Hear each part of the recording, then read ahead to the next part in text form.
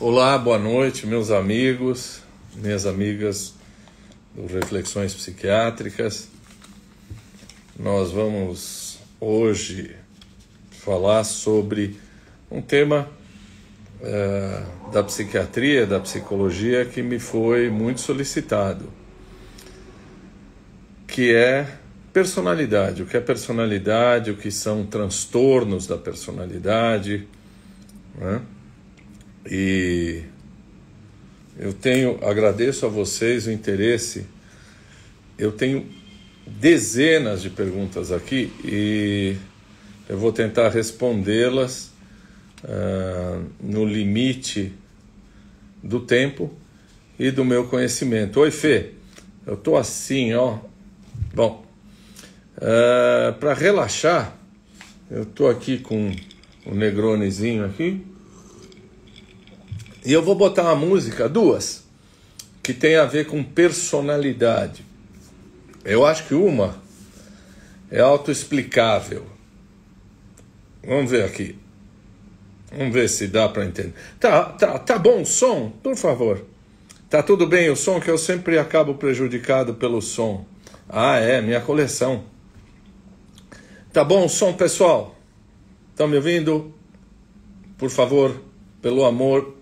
Dizem que um ateu não pode falar pelo amor de Deus, mas é força de expressão. Estão me ouvindo bem? Ótimo, grazie. Bom, eu vou colocar uma música que é autoexplicativa quando a gente fala de personalidade. Vamos lá.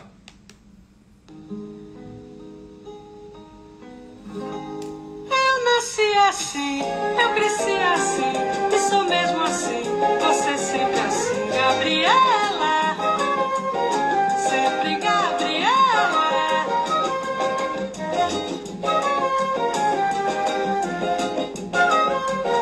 Quem me batizou, quem me nomeou, pouco me importou. É assim que eu sou, Gabriela, sempre Gabriela. Sempre Gabriela. Eu acho que essa é para dar um cheirinho. Dá para entender um pouco do que eu vou falar? E agora eu vou antecipar um pouquinho, porque daqui a pouquinho é a Gal. Daqui a pouquinho eu vou falar. Oi, Patrícia, muito obrigado. Daqui a pouco eu vou falar disso, tá? Então presta atenção nessa música, porque daqui a pouco, quando a gente falar de personalidade antissocial, eu vou estar falando disso daqui, ó. Vamos ver se vocês reconhecem.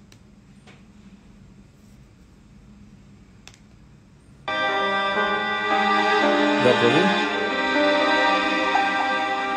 Parla più piano e nessuno sentirà.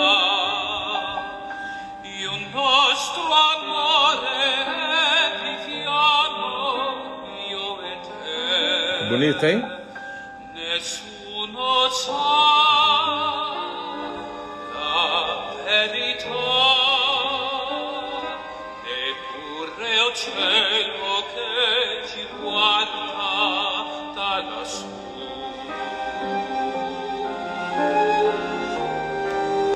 Bom, tazza di italiano, bravissimo, grazie. Bom, vocês reconhecem essa música? De que filme que é essa música? Não é?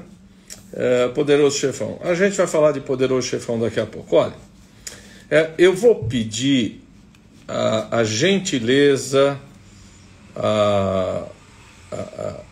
desculpas antecipadas, porque eu não vou conseguir responder as perguntas que estão chegando agora.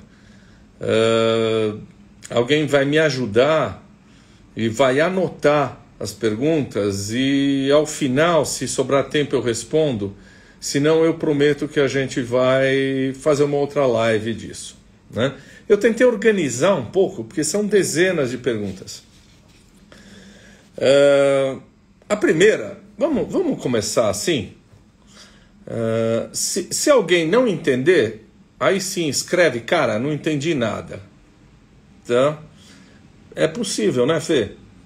o que é personalidade? Tá? O que é personalidade? Bom, tem várias definições. Tem gente, pessoal, que acha que nem existe esse tal de negócio de personalidade. Concordo com você, Sultão. Que esse negócio de personalidade é uma fantasia didática que a gente criou para tentar classificar as pessoas. Aliás, acham que nós psiquiatras somos os classificadores, os botânicos, os linneus, né, da raça humana, mas não é verdade. Então, personalidade tem várias definições. Eu vou usar a definição mais simples de personalidade. Mauro, querido, personalidade, e eu vou às vezes me objetivar, né? Dizer assim, personalidade é a forma de pensar, é a forma de exprimir as minhas emoções, é a forma de eu me comportar, que torna cada um de nós seres únicos. Mesmo gêmeos univitelinos não pensam, não sentem, não se comportam de maneira igual. Tá? Então, personalidade é um carimbo nosso, é um jeito de estar no mundo para quem gosta de existencialismo. Personalidade é a minha forma única de pensar, exprimir minhas emoções e me comportar. Minha impressão digital, perfeito. Quando você, de repente, tá conversando com alguém, fala, é o jeitão dele. Esse jeitão dele, né, é o que a gente chama de personalidade. Tá? É mais ou menos, ou seja, esse conjunto de coisas, a gente encontra muitas delas muito precocemente. Vocês certamente identificarão alguns traços de personalidade nos seus filhos que depois crescem, em crianças e tal. Você fala, desde criança já tinha aquele traço. Então, alguns traços de personalidade a gente detecta muito precocemente. E há um padrão de manutenção ao longo da vida. Tá? Essa personalidade dá uma certa previsibilidade. Quer dizer, quando ocorre alguma coisa, olha, o fulano de tal aconteceu isso para ele. Você vai dizer assim, aposto que ele fez isso, isso e aquilo. Por quê? Porque é o jeitão dele. Tá? Mas a gente também tem que dizer o seguinte, que existe uma medida para cada coisa. Tá? Existe uma medida para cada homem, para cada mulher. E existem situações onde você fica um pouco diferente do teu normal. Eu vou ser muito franco. É muito mais fácil entrevistar alguém, né, porque os holofotes estão todos em cima do entrevistado, do que falar assim livremente para vocês. É muito mais fácil também dar uma aula numa situação acadêmica, onde eu estou muito acostumado a usar a linguagem, do que falar livremente, assim, no escuro, sem saber se eu estou sendo claro ou não estou sendo claro. Então, confesso que eu estou mais tenso, muito mais tenso, do que numa situação normal. Alguém que me conhece diria, imagina que o cara vai ficar tenso. Né? Bom,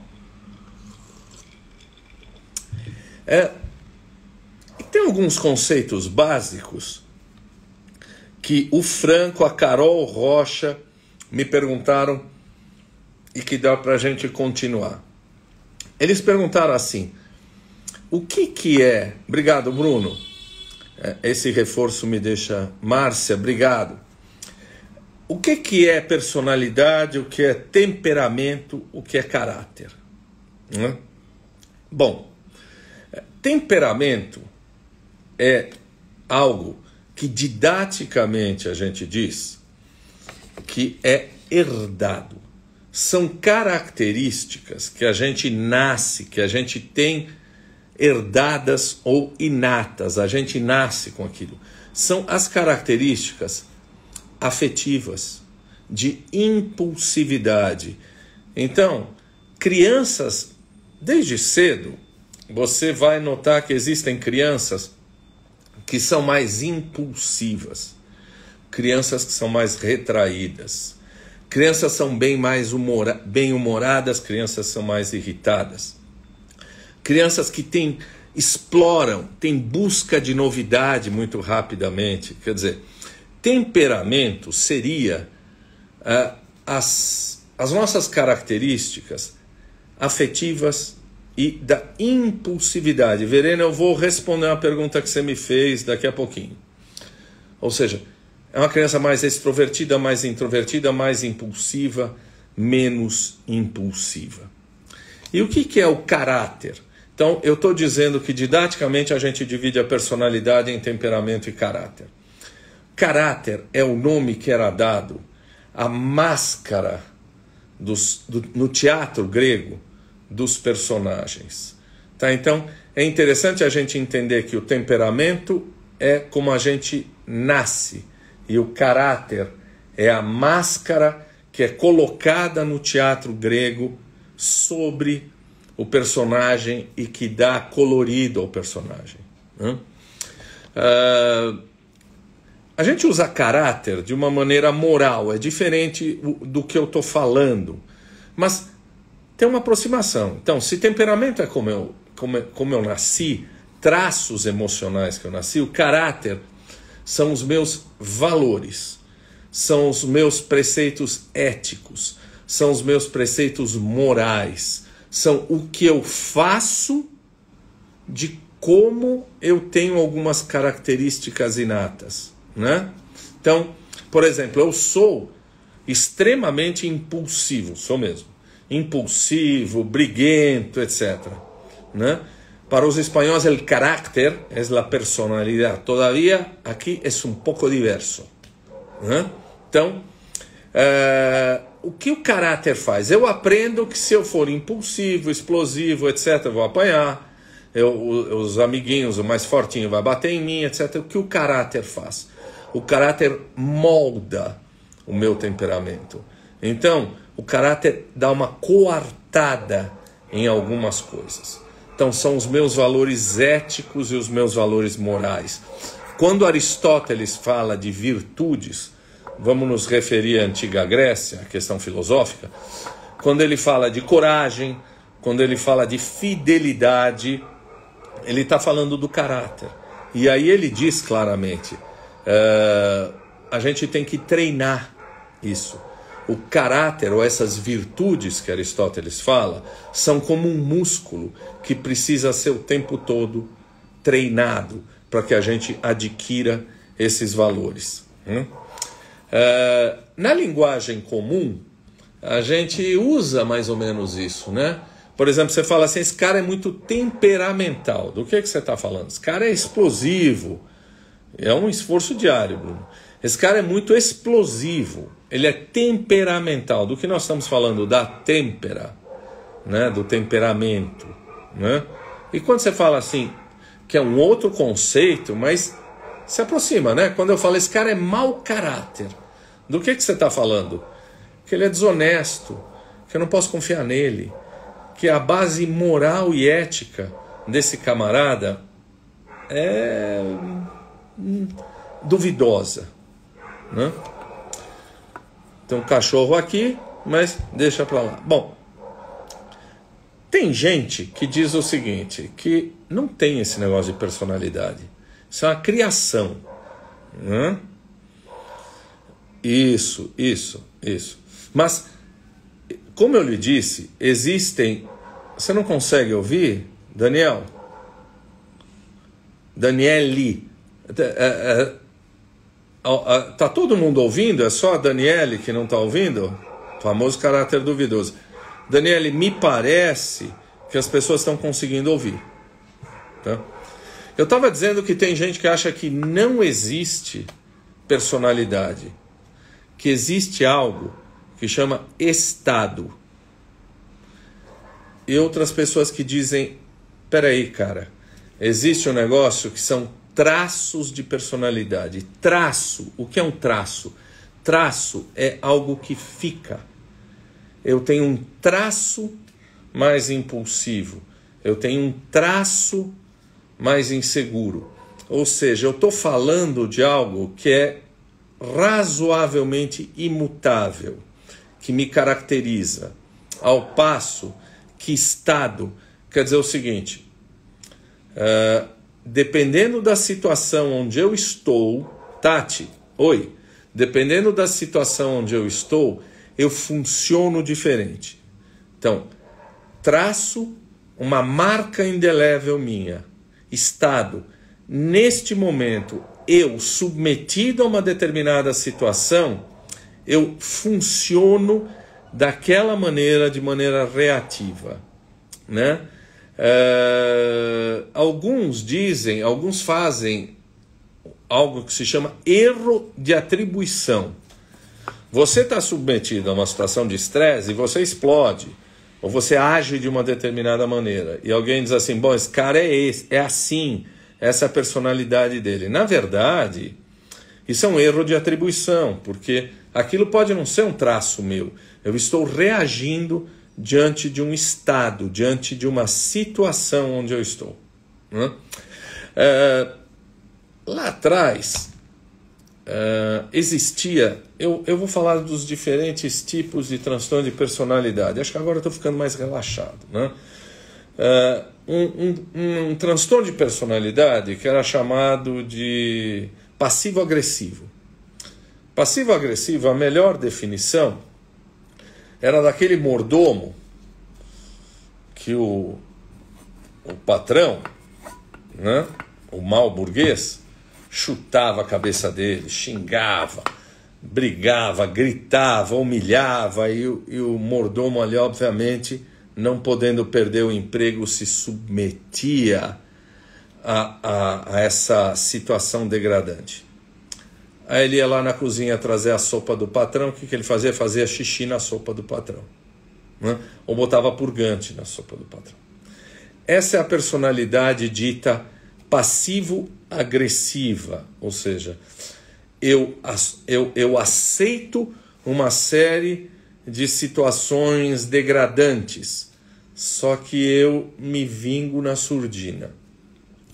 Pessoas que recebiam este diagnóstico, óleo de rícino, né?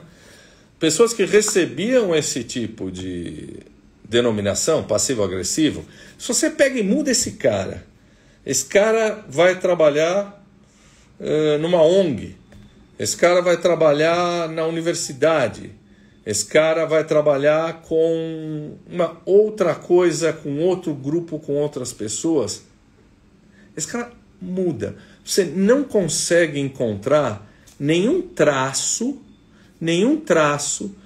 que o identifique com aquilo que você viu lá atrás, tá? Então nós estamos falando de estado, né? Eu tenho traços, mas em determinadas situações eu mudo para me adaptar. Eu vou dar um exemplo clínico que eu me lembro claramente. Há muitos e muitos anos, a gente inaugurava o primeiro ambulatório de transtorno do pânico em São Paulo, quase no Brasil, acho que no Brasil. Eu era um jovem residente, tinha saído do R3, estava começando. É normal sim, Gisele, é normal. É normal a necessidade da nossa adaptação, né? E a gente trabalhava com uma pesquisa que era avaliar personalidade em pessoas que tinham transtorno do pânico. Então a gente recebia pessoas que tinham transtorno do pânico, tratamento com antidepressivo, 6, 8, 10 semanas, era uma comparação, etc. Não vou falar muito de pesquisa, mas a gente fazia um teste de personalidade, quem conhece, chama MMPI, no começo e no final do tratamento. Se eu pegasse e embaralhasse os testes do início e do final do tratamento e dissesse para você, faz o pareamento de quem é quem. Aqui, quem é o A quem é o senhor A pré e pós, quem é o senhor B pré e pós. Mudava por completo. Você não conseguia identificar, tá? Oi, Eliane, obrigado. Você não... Espero que esteja tudo bem. Você não conseguia identificar aquela pessoa antes e depois do tratamento. Se alguém achasse que aquilo que ela me apresentava era um traço de personalidade, você vai ver que não. Que aquilo que eu estava vendo estava influenciado pelo estado que a pessoa vivia. Agora sim, uma vez tratado, legal, a gente podia ver o que era um traço de personalidade. Bom, tipos de personalidade. Baseado nisso, a gente pode falar que cada um de nós pode classificar as personalidades como quiser. Eu posso classificar as pessoas como afáveis e desagradáveis. No Brasil hoje eu sei bem como classificar isso. Afáveis, sinceros e desagradáveis. Eu posso classificar, feito Jung baseado no Dom Quixote e Sancho Panza, em extrovertidos e introvertidos, né? Eu posso fazer várias classificações, né? Mas não, Camila, deve ter alguma coisa que se mantém. A primeira classificação, eu estou aqui com um livro meu antigo, nova edição, foi a classificação de Hipócrates e de Galeno. Ele dizia o seguinte: existem 4 temperamentos. O sanguíneo, que está relacionado com otimismo, falante. O colérico, que tinha a ver com determinado hormônio, que era explosivo, ambicioso. O fleugmático, que era frio, calculista. E o melancólico, que o cérebro era banhado pela melanocólis, ou seja, pela bile negra. Que ele diz, existem 4 tipos de temperamento. Eu não vou me estender, mas isso tem a ver com os primeiros filósofos gregos que eram chamados fisicistas. Eles tentavam descobrir a origem, ou tentavam definir de onde vem o universo. Ar, fogo, água e terra. 4 elementos, e aí o Hipócrates tenta fazer 4 elementos de personalidades, depois vem um Galeno. Nos anos 1920, tem até uma coisa muito interessante que a gente até hoje embarca nessa. Um psiquiatra chamado Kretschmer, está em alta? Eu não sei. Puxa, se isso está em alta, os séculos não se passaram. Um psiquiatra chamado Kretschmer, que ele achava que existia um tipo de personalidade para cada físico. Ele achava que a constituição do indivíduo se pareava com um tipo de personalidade. Quer ver como você acredita nisso até hoje? Ele dizia o tipo pícnico. O que é o pícnico? Pícnico é o gordinho, né? É o atarracado, gordinho. O tipo pícnico tem um temperamento que oscila entre a alegria, a expansão e a melancolia. A gente não fala isso de vez em quando, de maneira desavisada, que o gordinho é o alegre? Isso vem do Kretschmer, 1920, 1930. O atlético, né? Que nem eu, assim, atlético, mentiroso também, é mais fleugmático, assim, é mais, assim, pensa vagarosamente, tem uma personalidade mais lenta. E o leptossômico, que é um indivíduo magrinho, né? É mais esquizoide, é mais introvertido, tem um mundo interno mais rico que o mundo externo. Isso é 1920, né?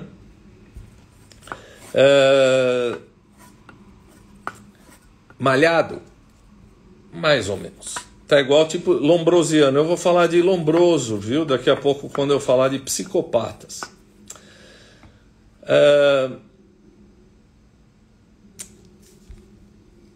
A gente tem, existem, não há não, atlético e psicopata não tem não. Vários estudos tentam encontrar características básicas no indivíduo, né? Então tem um questionário de um psicólogo, psiquiatra chamado Eysenck, que fala de neuroticismo, psicoticismo. Tem um questionário tridimensional que diz que as pessoas, o temperamento das pessoas se divide em busca de novidade, está sempre atrás de algo estimulante, né? Evitação ao dano, pessoas que têm receio de se machucar, né? Gente que precisa de reforço, né? De gratificação, e pessoas que são mais persistentes e menos persistentes. Como chegaram a essas características foge ao que a gente vai discutir aqui. Mas entrevistando milhares, né, milhares de pessoas, gêmeos univitelinos, bivitelinos, etc., mostraram o seguinte, que 40 a 50% dos gêmeos, mesmo tratados em famílias diferentes, dividiam algumas das características. Esses estudos são 29 mil pares de gêmeos e criados em ambientes diferentes, o que evita que eu esteja vendo simplesmente o produto do meio. 50% do que esses caras apresentam como personalidade em adulto são iguais, mais em monozigóticos, que são gêmeos idênticos, menos em dizigóticos, mas mais do que as pessoas que não são gêmeos. Quer saber uma outra coisa? Independe do sexo. Esta Gisele, travou aí, travou para todo mundo ou é só para Gisele? Luciana, eu não vou poder deixar você entrar, Luciana. Travou para todo mundo ou é só para Gisele que travou? Oi, Valéria, querida. Aqui tá normal, tá bom.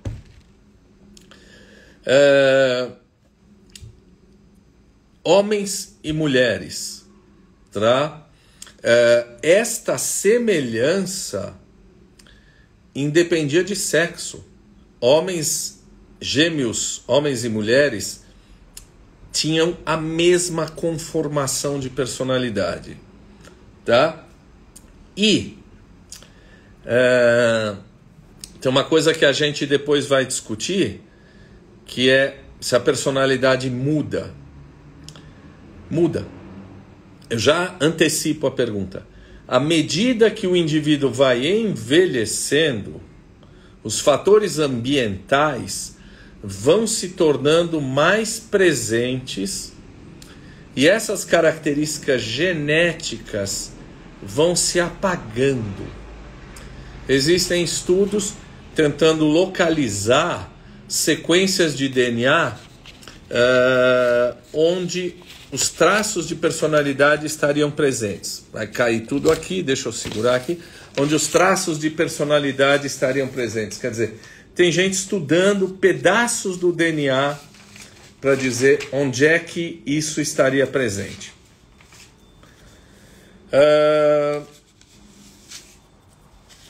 A segunda pergunta, Luan, Maria José, personalidade pode mudar? Seria fenótipo, sim. Legal, eu não quero entrar nisso, mas é isso aí. Personalidade pode mudar? Quem está assistindo Quem está assistindo parece programa da Netflix, não é isso não. Eu tenho gravado aqueles Reels pequenininhos, né? Transtorno de personalidade borderline ameniza com a idade. Talvez eu não consiga chegar nisso ainda hoje, mas sim. Alguns amenizam, outros agravam. Eu estava analisando em cima dessa questão, se a personalidade muda ou não muda. Um filme no Netflix, eu vou fazer spoiler agora. Tá? É isso que eu vou falar, Lúcia. É isso que eu vou falar. Eu vou fazer spoiler. Quem não viu o caso Colline, faz assim, né? E faz assim, e quando eu terminar de falar do caso Colline, eu faço assim, você volta a me ouvir. Eu estou falando do caso Colline. Caso Colline é algo, sim, maravilhoso, viu, Cris? Maravilhoso. Caso Colline é o seguinte, quem assistiu, ok. Um cara vai lá e mata um empresário alemão, querido, bom avô, bom pai, querido no seu meio, etc. O Hans Meyer. E depois se descobre que esse Hans Meyer era um criminoso de guerra nazista. Que esse cara foi responsável pela morte de um monte de gente, inclusive do pai desse homem que 50 anos depois ou mais vai lá e mata o Hans Meyer. A discussão no caso Colline é: a gente muda ou não muda? O cara com 20 e poucos anos, esse carrasco nazista, o Hans Meyer, quando está com 65, é a mesma pessoa? Ou ele mudou? Alguém me escreveu assim: o cara cometeu o crime, tem que pagar pelo crime. Não é essa a questão. A questão é uma questão um pouco mais filosófica, um pouco mais psicológica. Ele continua sendo a mesma pessoa? Ou ele mudou? E aí eu cito, quem gosta de filosofia está lá no Reels, o paradoxo do navio de Teseu. Teseu é um herói grego que durante muitas décadas navega com um navio, que era o navio dele, o navio de Teseu, né? E com o correr dos anos, as peças vão ficando velhas. E eles vão substituindo, tirando peças velhas, colocando novas, tirando velhas, colocando novas, né?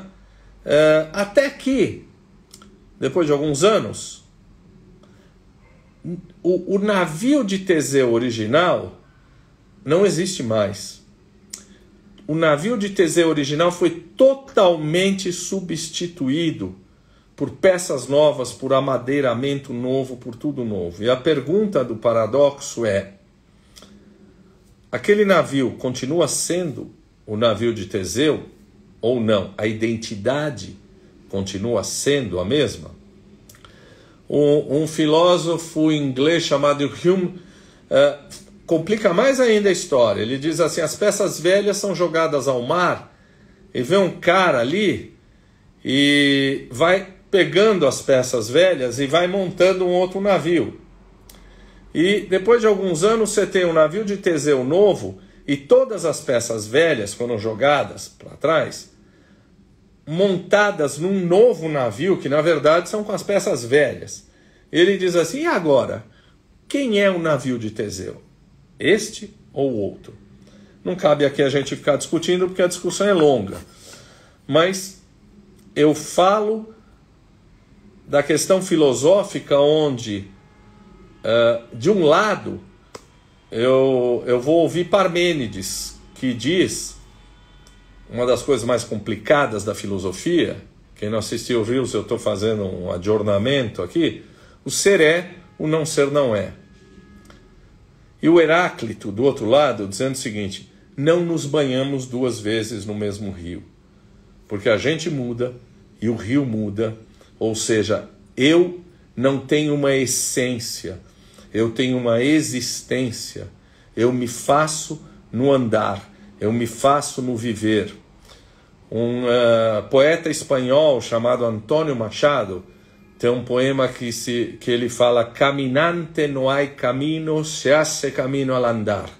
Um grande cantor, Joan Manuel Serrat, catalão, gravou essa música, que chama Cantares, Caminante no hay camino, se hace camino al andar.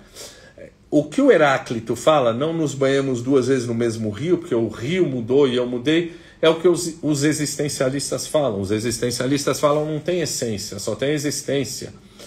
Eu vou me fazendo ao longo do percurso. O Parmênides diz, não. O ser é, o não ser não é. Nada sai do zero, tá? Nada sai do zero. Eu dou o exemplo que eu dou lá. Eu era um pouco mais fofinho, um pouco mais cheinho, né? E aí eu pego um paletó e levo no alfaiate, né? E digo assim, olha, eu sou mais cheinho. Ele fala, ih, esse negócio dessas ombreiras não se usa mais. Essa gola aqui, parece gola de palhaço. Essa coisa aqui, girada assim, parece aquele casacão do Sarney. Deus me livre. Vamos mudar tudo. Ele muda tudo, ele me traz um paletó. Aquele continua sendo o paletó do TAC ou um outro paletó? Aquele paletó é o mesmo paletó em essência, porque ele não surgiu do nada, né? Ele, Adriana, você não é briguenta não, você é muito querida. Aquele paletó não surgiu do nada, ele surgiu de onde havia. Ou seja, a essência de algo se mantém, tá? Bom, breve digressão filosófica para falar do caso Colline. Agora, a personalidade pode mudar? Tem uma coisa que todo mundo vai concordar. Se eu tiver uma experiência muito grave, traumática, se eu passar por um transtorno, se eu tiver um transtorno do estresse pós-traumático, eu for submetido à tortura, eu for submetido à guerra, pensa nos caras, nos veteranos que voltaram da guerra do Vietnã, eu fico anos num campo de concentração. Essa experiência traumática vai me modificar totalmente, né? Eu me torno mais reflexivo, mais temeroso, mais irritável, né? Doutora Ana Rita, depende do que, doutora Ana Rita? Eu não entendi. Sim, existem modificações biológicas que ocorrem que mudam ou que podem mudar quem eu sou, né? Transtornos de ansiedade, eu acabei de falar de pânico, que se você trata o cara era outro. Um quadro psicótico, né? Eu acabo ficando muitas vezes mais abatido, né? Com um distúrbio do afeto, da emoção, né? Uma lesão cerebral. Alguém me perguntou a diferença entre demência e Alzheimer. Alzheimer é um subtipo de demência, 60% a 70% das demências são Alzheimer, mas muda, claro que muda. Por quê? Porque aquela pessoa já não é mais a mesma. Claro, depende do seu conceito de personalidade. Se você for um purista e entender o seguinte, se eu estou doente, aquilo não é personalidade, é uma doença em cima da minha personalidade, tá? Outras pessoas dirão, não, personalidade é o que eu sou naquele determinado momento, tá? Se eu tenho um derrame cerebral, se eu tenho uma doença chamada lúpus, se eu tenho uma epilepsia, se eu tenho um câncer cerebral, se eu tenho uma demência, eu vou mudar meu comportamento. Então, Lúcia, essa é a sua opinião. Muita gente concorda, muita gente discorda, né? Você acredita que a essência permaneça. E a essência amoral, a essência psicopática desse indivíduo permaneça. Muita gente acredita, muita gente diverge, eu não vou me colocar. Isso, Lisa, um trauma.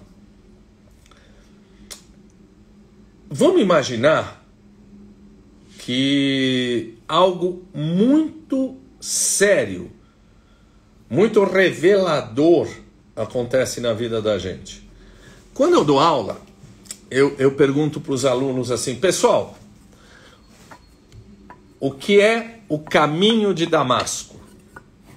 Não é o lado da feira que vai para a barraca de frutas. Não é isso. Nem é o caminho de Damasco, é onde as bombas lá daquele sujeito lá na Síria bombardeia lá aquele cara, né?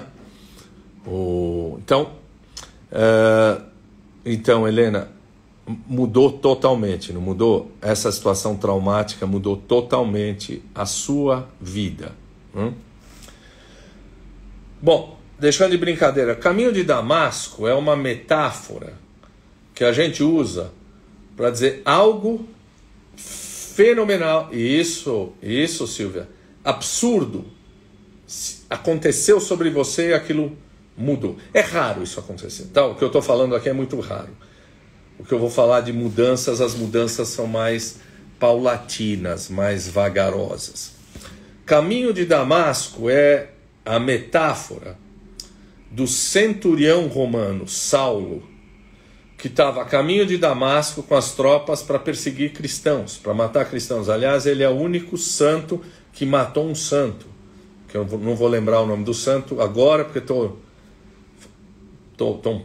não vou lembrar. Alguém me conta depois quem que São Paulo matou enquanto ele era Saulo. Aí Saulo estava indo para Damasco, ali no seu alazão. De repente ele vê um grande clarão que o cega, ele cai do cavalo. Quem é cristão acredita num milagre. Quem é um materialista acredita que ele teve uma crise epilética, né, mística. E ele ouve a famosa frase: Saulo, Saulo, por que me persegues? Estevão, Kátia, você, hein? Olha, é isso aí. Saulo, Saulo, por que me persegues? A hora que ele recobra a consciência, ele diz: é um milagre, né? Esta foi a voz de Deus. E aí o que ele faz? Ele muda o nome dele para Paulo. Os romanos davam os nomes baseados em características físicas ou características de personalidade. Paulo quer dizer pequeno, quer dizer humilde, né? Aí, Paulo de Tarso, né? Tem muito Paulo aí que foi governador, né? Gente, né? Que não é humilde, mas o nome vem daí. Cláudio, entre os romanos, é quem mancava, quem claudicava. Bom, Paulo era humilde e se transformou em São Paulo. Esse é o caminho de Damasco. A gente diz, o cara que passa por um câncer, o cara que passa por uma depressão grave, o cara que depois, deixa quieto, deixa aí, ele não foi preso, né? Tá muito velhinho. Um cara que ficou na UTI anos, olha só, semanas, ele não sai igual, ele não fica igual, ele sai diferente. Vocês já ouviram isso?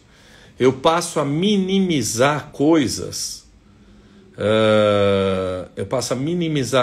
que antes eram muito importantes, muito relevantes. Eu dou um outro valor à vida.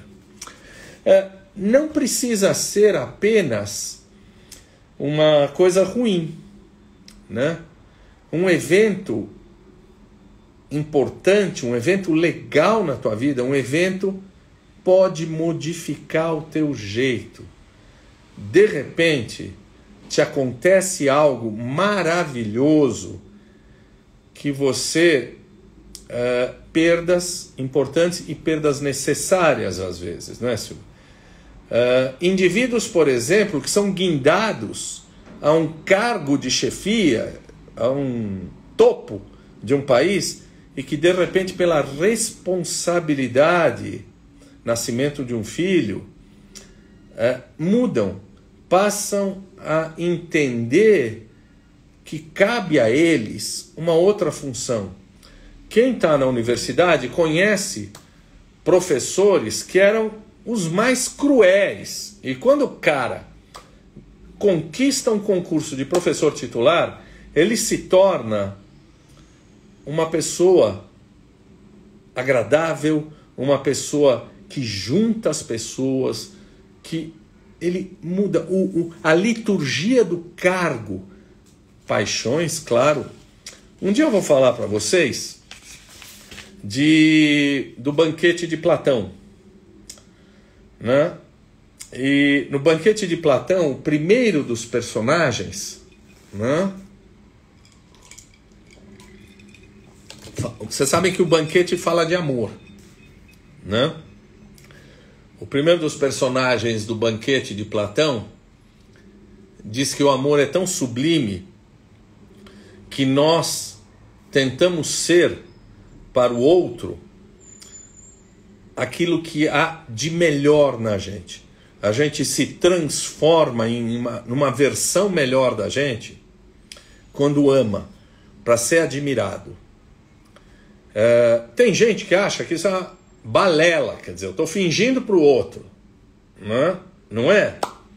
E como eu estou ficando velho, vocês me falam, Fê leu aí o banquete de Platão, né? Me fala aí o primeiro personagem do banquete de Platão. Alguns vão dizer, esse cara está fingindo. E eu sou um enorme apaixonado e otimista. Eu vou dizer, não, o amor transforma, né? Não tem, ainda que eu Fedro, obrigado, ainda que eu fale a língua dos anjos, a língua dos homens, sem amor eu nada seria, não é assim? Bom, mas essa história dessa transformação brusca é muito raro. O que acontece em geral é uma transformação lenta e gradual, né? Tá. Desde 1960, você doa o que há de melhor seu para o outro e, ao doar, você para de olhar tanto para si e olha para a relação, né? Então, não, senhora Verena, não vem com esse papo, não. Fica aí. Obrigado, mas imerecido. É aquilo que eu te falei. Eu não ofereço nada de novo que já não estivesse em você. Não é? Ninguém te oferece nada de novo que já não estivesse em você. Traços de personalidade. Carta de Paulo aos Coríntios. Sem amor eu nada seria. Márcia sabe tudo, né? A personalidade pode mudar, sim, gradualmente, vagarosamente. A gente não sabe exatamente por quê, tá? Mas as responsabilidades, a vida vão mudando a gente para pior. Não vai dar tempo de falar tudo que eu quero. Isso daqui são só as 3 primeiras perguntas que vocês me fizeram. Pessoas paranoides, psicopatas. Alíthia, efcaristó parapoli, Lúcia. Alíthia quer dizer verdade em grego, né? Psicopatas paranoides vão piorando, né? Mas mesmo pessoas borderline, pessoas que não têm um transtorno de personalidade, vão melhorando ao longo da vida, né? Pessoas que fazem um esforço para mudar determinadas características conseguem mudar essas características. A gente não sabe exatamente o mecanismo, mas consegue sim, né? Eu tinha anotado aqui, tem um filósofo do pragmatismo americano chamado William James. Pouca gente conhece. Você tem alguma dúvida? filósofo americano chamado William James, que é o pai do pragmatismo. A gente conhece, quem gosta de literatura, Adriana Cachanigo, meu mestre entrou agora. Você viu que eu não estou mais tão cabeludo. William James é um filósofo do pragmatismo americano, e quem gosta de literatura conhece mais o irmão dele, né? Adriana Cachani, que é minha amiga e que me apresentou a vários livros dele, né? O Henry James, Retrato de uma Senhora, Última Volta do Parafuso, né? Fera na Selva. Mas, voltando para o William James, né? William James dizia o seguinte: a personalidade muda até os 30 anos. Depois a gente fica engessado. A gente não muda mais. Né?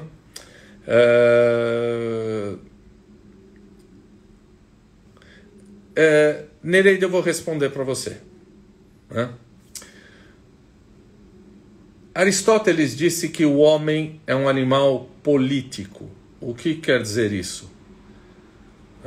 A polis não é apenas a cidade. A polis é a comunidade.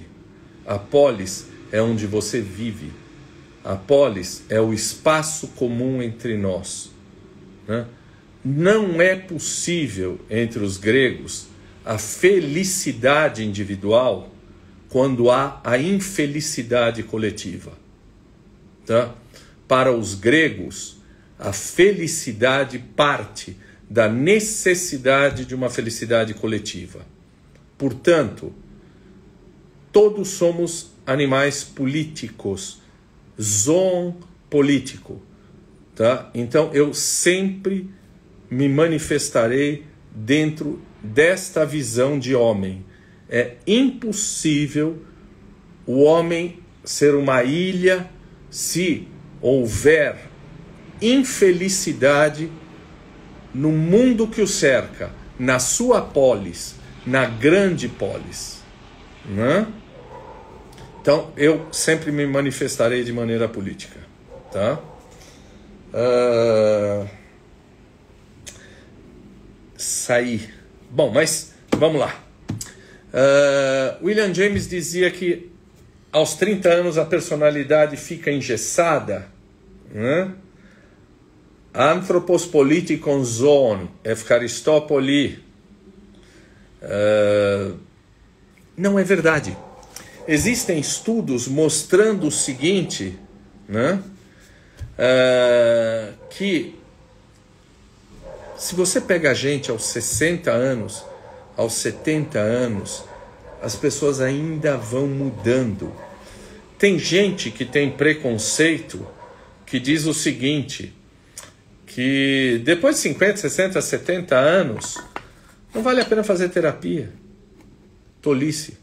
Vale sim. A gente muda até o nosso último momento de vida. Algumas coisas ficam e outras coisas vão mudando com a nossa experiência. A gente vai ficando, né? O que a gente chama, a gente vai adquirindo algo que a gente chama de um pensamento dialético. Né? Vamos voltar ao Hegel. Não, pensamento dialético, nós temos a tese, a antítese e a síntese. A tese, a antítese e a síntese, ou seja, eu caminho dentro de um pensamento dialético e eu vou me tornando muito dialético. Muitas vezes eu digo assim, cara, eu sou muito velho para ter todas as certezas. Né? O jovem tem todas as certezas e o tirano tem todas as certezas. À medida que a gente vai envelhecendo, a gente deixa de ter todas as certezas e tem um pensamento mais dialético. O filósofo, o democrata, tem dúvidas, tá? Não tem tantas certezas, ele está sempre o tempo todo se questionando. Então, a nossa personalidade muda assim. Muda toda? Provavelmente não. Alguns traços ficam, alguns traços essenciais ficam, mas você pode ativamente atenuar alguns traços. Você pode atenuar alguns traços agressivos. Você pode atenuar alguns traços de egocentrismo. Tá? Um filósofo chamado Levinas, ele entende que a personalidade não deve ser encontrada dentro da gente, mas no rosto do outro, no olho do outro. É o outro que me faz me tornar ser humano. É o respeito ao outro, é a ética com o outro que me faz crescer como ser humano. Tá? Puxa vida!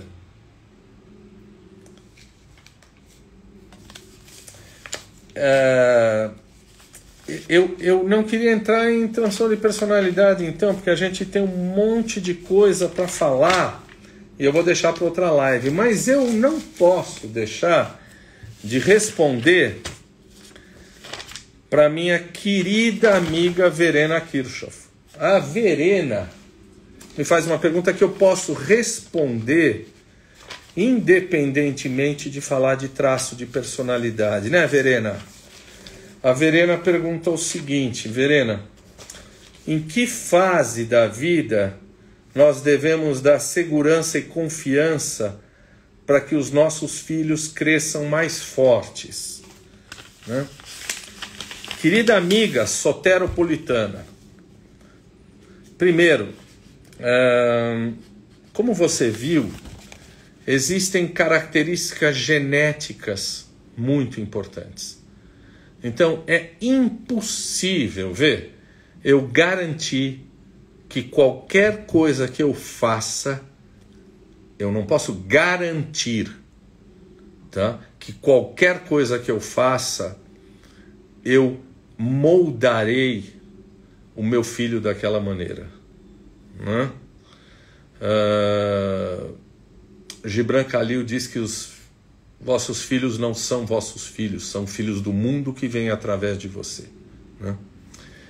Você sabe, por exemplo, e todos nós que temos filhos, ou observamos, ou temos sobrinhos, que a gente cria filhos do mesmo jeito. Né? São como dedos da mão. Né? A gente cria do mesmo jeito e eles se tornam pessoas totalmente diferentes. A biologia cerebral são um empréstimo que a vida nos faz, né? Então, não dá para garantir. Mas dá para dizer o seguinte: um psiquiatra e psicanalista chamado Bowlby, que aliás foi execrado pelos psicanalistas porque ele cunhou uma teoria que se chama teoria. Bebi pouco. Teoria do apego. Attachment. Essa teoria é uma teoria psicológica, é uma teoria evolucionista, porque ele diz assim: o apego de uma figura materna ou de outras figuras, vamos ver agora, relevantes, é importante do ponto de vista evolucionista para a procriação da espécie. Crianças que têm uma figura de apego protetora, perpetua a espécie. E etológica, quer dizer, você vê isso nos animais, da proteção, do apego que muitos animais têm pela sua prole. Então, o Bowlby dizia o seguinte: a teoria do apego é uma teoria psicológica, evolucionista e etológica, que quer dizer o seguinte, princípio, que as crianças precisam desenvolver um relacionamento com pelo menos um cuidador principal, alguém que lhe dê segurança, alguém que tenha um afeto muito intenso, alguém que garanta para essa criança que se eu vou trabalhar eu volto, que eu não vou embora. Né? Esta figura de apego segura é necessária para o desenvolvimento da nossa personalidade. Né?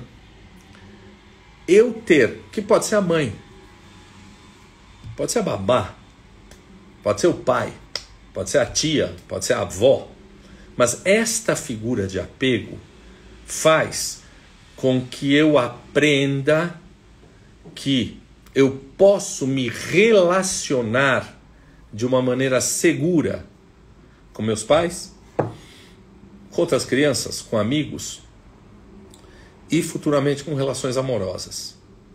Né? Apego seguro, exatamente. Tá? O apego seguro é aquele que me diz que eu tenho o afeto necessário, que não serei abandonado. E aí,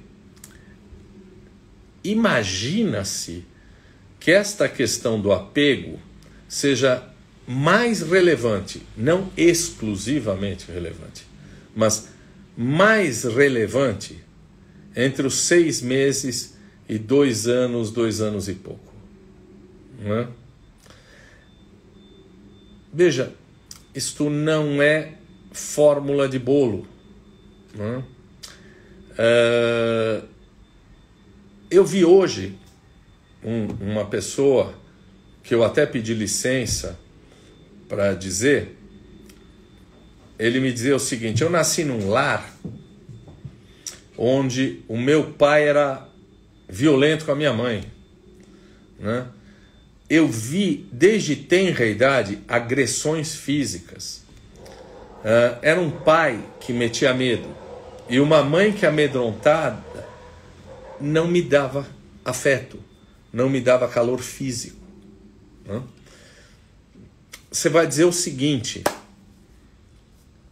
danou-se, não teve este vínculo de apego, e nem outra pessoa familiar, não teve esse vínculo de apego.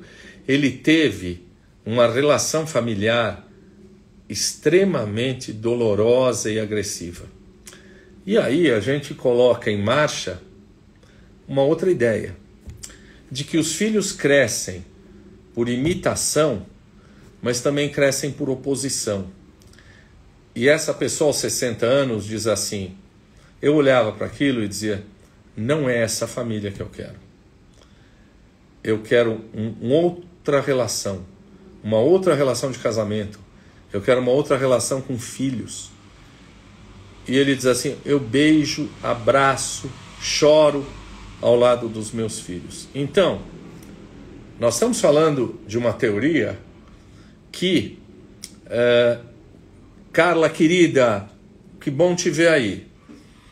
Nós estamos falando de uma teoria que não se aplica a 100% das pessoas, né?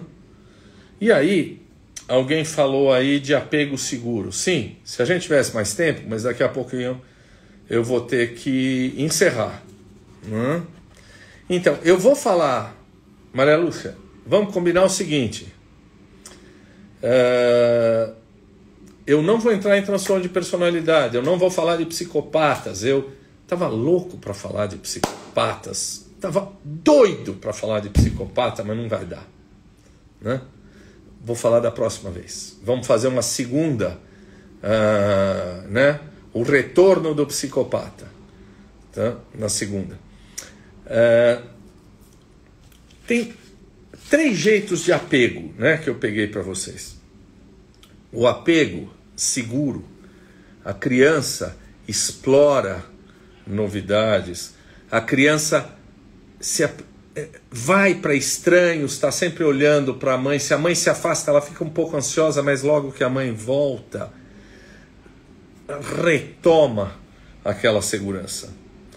Tem o apego esquivo, que é difícil de colocar afeto. Mesmo quando a mãe se afasta, essa criança tem indiferença, às vezes se identifica mais com o estranho do que com a mãe. E o bebê ansioso, que mesmo quando a mãe volta, continua amedrontada, continua temerosa. Tati, é que você pertence à comunidade greco-judaica. É por isso que nós estamos aí falando assim. Então, pessoal, há várias teorias, né? Nenhuma delas... eu sei, José, eu ia falar de diferença entre toque e transtorno de personalidade anancástica. Estava guardado aqui, mas não vai dar tempo, pessoal. Já são 9h05. Tá?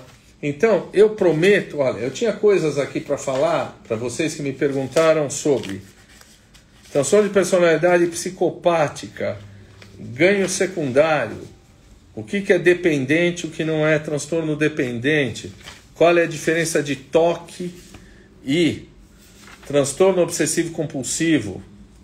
Bom, para encerrar,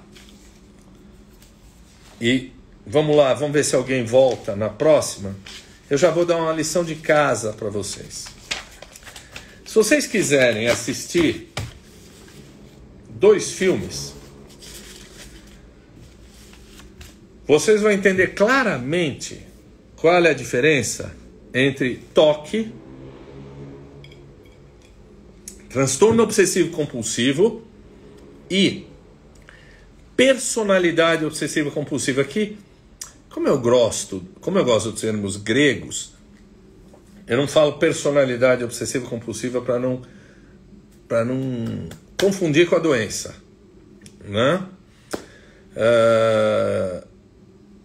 Faz uma série só de personalidade. Pode ser, hoje eu não passei da terceira pergunta.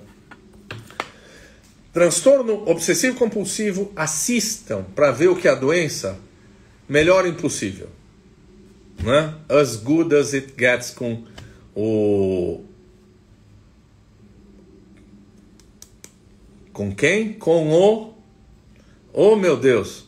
Melhor impossível. Vai, vocês me falam aí, vai. Isso é com o Jack Nicholson. Jack Nicholson, não é? Jack Nicholson. Isso, Melhor Impossível. E vocês querem ver o que é uma personalidade obsessiva, anancástica, rígida, que não é doença, que é um jeito de estar no mundo? É o exemplo que eu sempre dou. Assistam Dona Flor e seus 2 maridos, com a Crazy, Sônia Braga, Mauro Mendonça e José Wilker, né? Sônia Braga, Mauro Mendonça e José Wilker. José Wilker morreu, era o peladão da história. E ela casa com o Mauro Mendonça, que é o pijamão, é o farmacêutico, tá? E ele tem uma definição, assistam o filme, que vocês vão lembrar de mim para diferenciar o que é doença do que é uma personalidade obsessiva anancástica. Ele diz o seguinte: um lugar para cada coisa em seu lugar. Um lugar para cada coisa em seu lugar.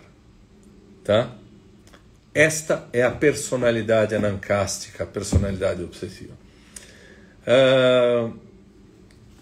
Bom, se vocês gostaram, Birdman, sim, ganhou o Oscar, né? Ganhou o Oscar. Se vocês gostaram, dá um ok, e aí eu me comprometo a voltar. Talvez então a gente faz em...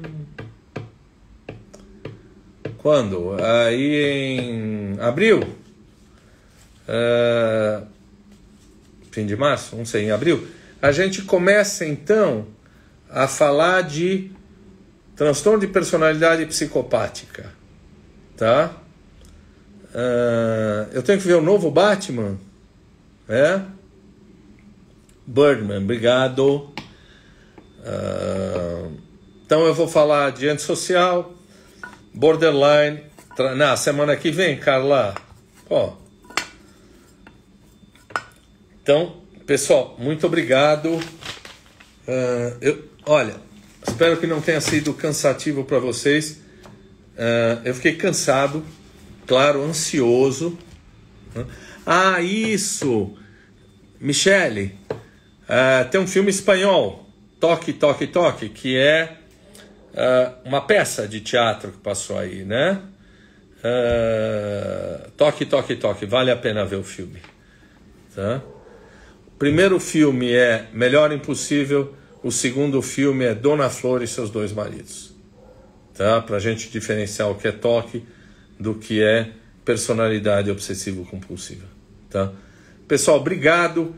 E eu deixo marcado aí, para quem gostar dessa história de personalidade, não, você sabe, eu vou ter que responder isso para você, Margot.